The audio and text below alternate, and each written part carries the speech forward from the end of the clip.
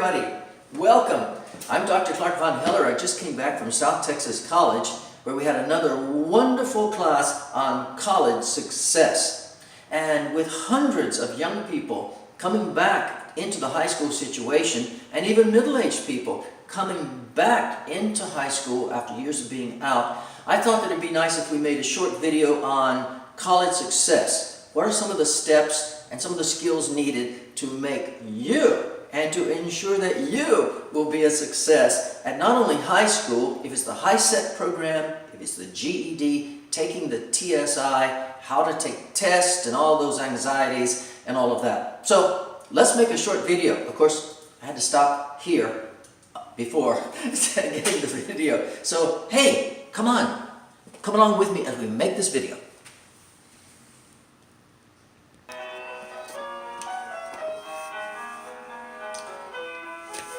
So this is what we're talking about, everybody. Academic success. What is going to happen?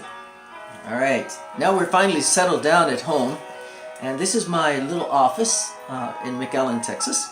And so we're ready to talk about one of the most important things that a young person can do in their life. And that is to return to college or to return to high school. So whichever is the case for you, that is wonderful. One of the things that we go through is time management.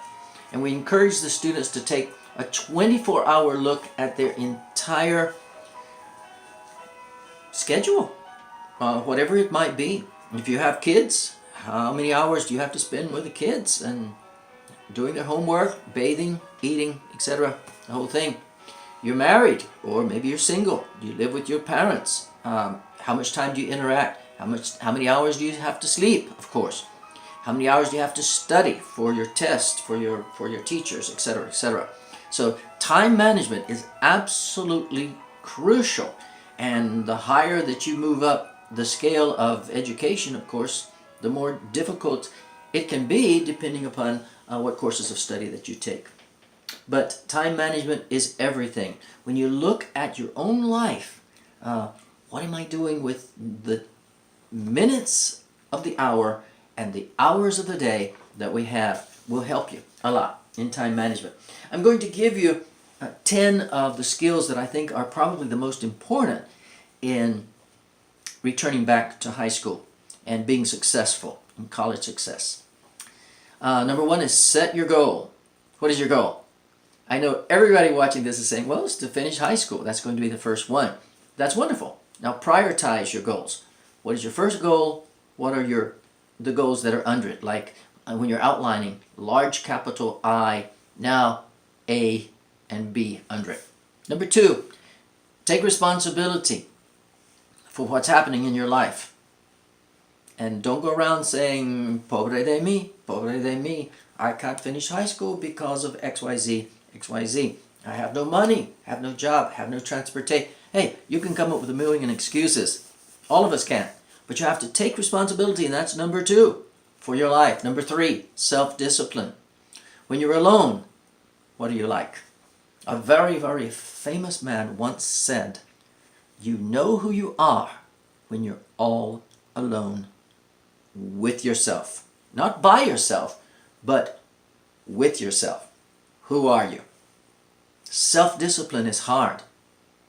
Do you do the little things in life that make you a better person and that makes our world a better world? I'm sure you do.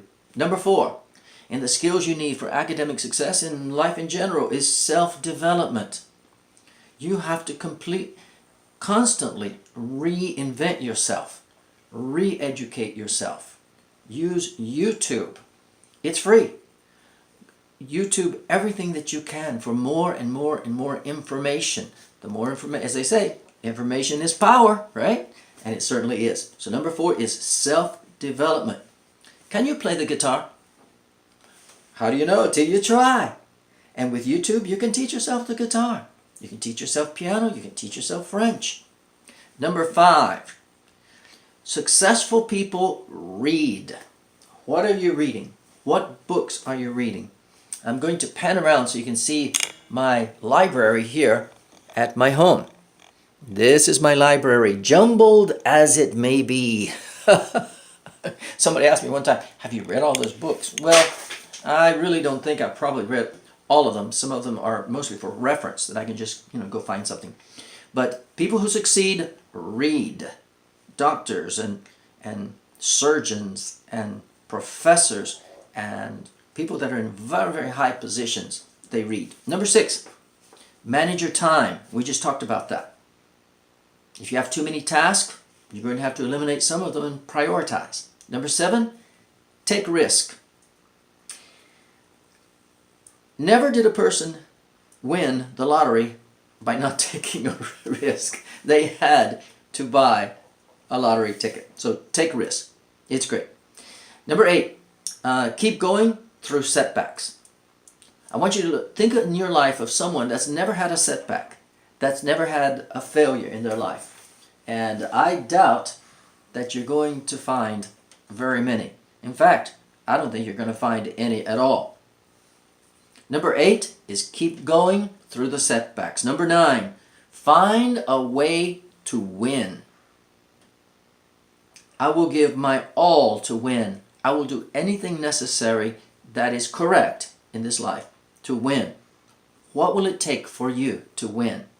Number 9, that is number 9, find a way to win. Number 10, successful people are doing the things that make them happy, the things that fulfill them in life. How about you?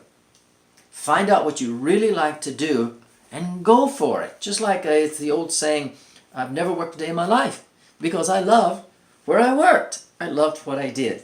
Find that out. And if you have to change careers, that's okay too.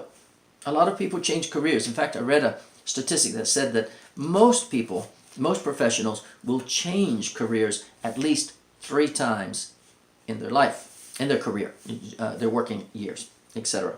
And so this helps you a lot to find your life purpose. And congratulations, again. These are the 10 skills that you could certainly use in your life as you're returning to high school. Now we want to share something else with you.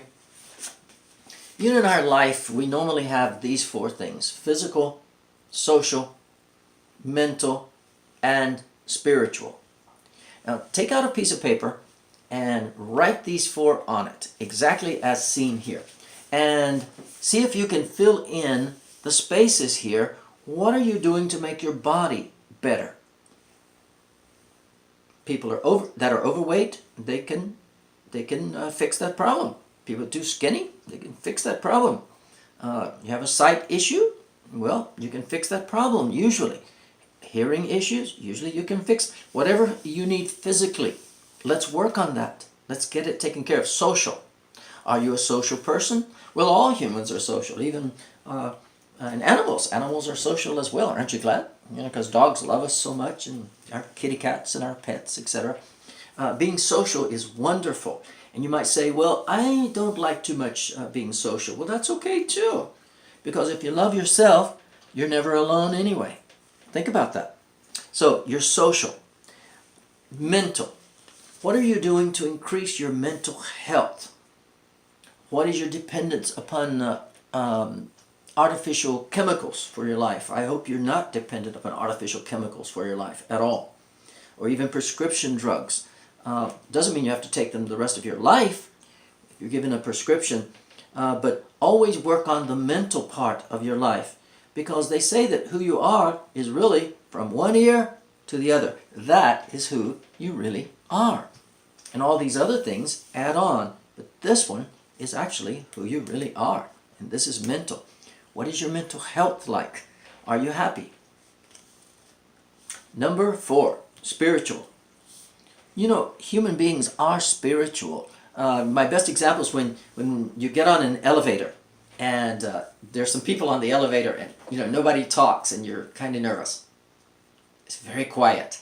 And can you feel that there's some type of a spiritual tension there? Because human beings are spiritual and we give off these auras. And I would imagine even people that are blind or even deaf, they could probably feel the auras of other human beings, because we are indeed spiritual.